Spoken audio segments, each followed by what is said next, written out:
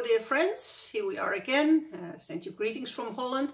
Thank you for joining me in this new video series on how to stay positive in a negative world.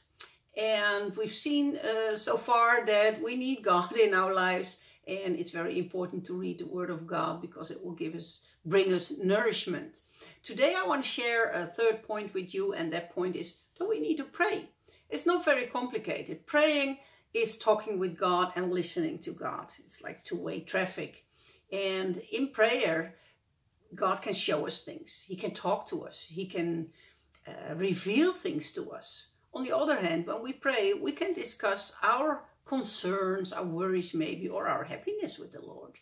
And praying it can be done in groups, but of course it should be done on an individual basis in your own time. You can do it throughout the day. You can have specific time. You can do it when you're running or bicycling or when you're wherever you are really. And I've based this point on a scripture in 1 Thessalonians 5 verse 16 till 18. Very wonderful scripture. It says, always be joyful.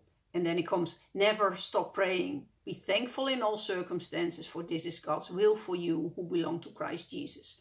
Well, I talk to a lot of people and go like, Maria, I want to know what God's will is for my life. Well, here you have it. It has the size of a refrigerator magnet. Be joyful always, never stop praying, and be thankful in all circumstances, because this is God's will for your life. And prayer is it's really intimacy with God, with spirit. So it's a spiritual exercise, but we do it with our mouth, with our mind, with our body. We can do it singing, we can do it reading the word. There are many ways to communicate with God.